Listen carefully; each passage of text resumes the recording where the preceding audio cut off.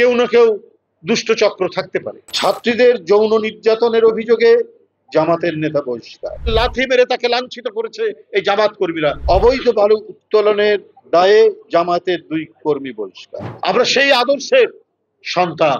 জিয়াউর রহমান যে বহুদলীয় গণতন্ত্র, সেই পতাকা যিনি বহন করেছেন অত্যন্ত শক্তভাবে, দৃঢ়তার সাথে সকল নিপীড়নকে সহ্য করে, তিনি হলেন গণতন্ত্রের মা দেশনেত্রী বেগম খালেদা জিয়া।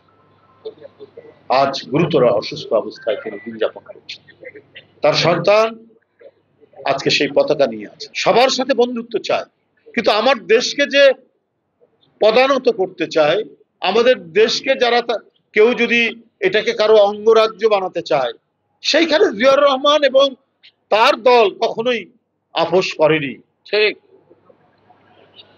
বেগম খালেদা জিয়ার দল, তারেক রহমানের দল তাদের সাথে আপোষ করবে না, এবং জনগণ এই পক্ষেই থাকবে। যারা আপোষহীন ভাবে রাজনীতি করেছে আদর্শের জন্য, সত্যের জন্য, তারাই টিকবে। যারা বিভিন্ন ভাবে ভণ্ডামি করেছেন, ছাত্রলীগের নেতা সেজে ক্যাম্পাসে অবস্থান করে হেলমেট পরে গণতান্ত্রিক কর্মী, ছাত্রদল সহ অন্যদেরকে আঘাত করেছেন, আবার শেখ হাসিনার পতনের পর আসল রূপ নিয়ে যারা ছাত্র শিবির হয়ে গেলেন, এই যে ঘটনা, এই ঘটনা আপনার জনগণের কাছে উন্মোচিত হচ্ছে। বন্ধুরা, অত্যন্ত গোপনে তারা প্রচার চালায় যে বিএনপি করে, কি বলে, যে চাঁদাবাজির সাথে যুক্ত। বৃহত্তর দল, পৃথিবীর সব দেশেই কেউ না কেউ দুষ্ট চক্র থাকতে পারে, এই চক্র নানা ধরনের কাজ করতে পারে। তো দল যদি এটাকে নীরবে সহ্য করে যায়, তাহলে তখন দলের দোষ। আর দল যদি তার বিরুদ্ধে ব্যবস্থা নেয়, তাহলে দল সঠিক পথে আছে। আজকে যারা এই কথাগুলো বলেন, তাদের তো আমরা অহরহই পাচ্ছি। এই যেমন ধরেন, পিরোজপুরের ইন্দুরকান্দিতে জামাতের নেতাকে জামাত বহিষ্কার করতে অভিযোগ, ধর্ষণ মামলা থেকে অব্যাহতি দিতে চাঁদা দাবি, জামাত নেতা বহিষ্কার। এটা প্রতিদিনের বাংলাদেশে উঠেছে। মিরেশ্বরে অবৈধ বালু উত্তোলনের দায়ে জামাতের 2 কর্মী বহিষ্কার। ছাত্রীদের যৌন নির্যাতনের অভিযোগে জামাতের নেতা বহিষ্কার।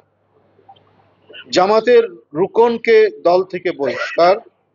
এটা হলো সাময়িক বরখাস্ত ফেনী আলিয়া কামিল মাদ্রাসার অধ্যক্ষ মাওলানা মাহমুদুল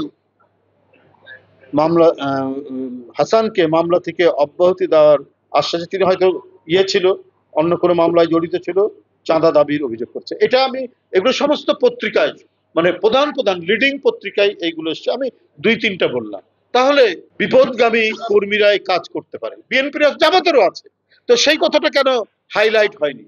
ধর্ষণ মামলা থেকে শুরু করে নারীকে নির্যাতন এবং মুক্তিযোদ্ধা, কুমিল্লার 14 গ্রামের মুক্তিযোদ্ধাকে লাথি মেরে তাকে লাঞ্ছিত করেছে এই জামাত কর্মীরা, এই কথাগুলো কেন হাইলাইট হয়নি? পত্রিকা, কিছু পত্রিকা বলবো যে এটাকে অত্যন্ত কৌশলে ঢেকে রেখে বিএনপির উপর চাপিয়ে দেওয়ার চেষ্টা করে। কারণ সরকারের একটা বিরাট অংশ এদেরকে প্যাট্রোনাইজ করছে। 16টা বিশ্ববিদ্যালয়ে জামাতের ভাইস চ্যান্সেলর হয় কি করে, এবং তার ফলাফল আমরা দেখতে পাচ্ছি এই নির্বাচনের মধ্যে।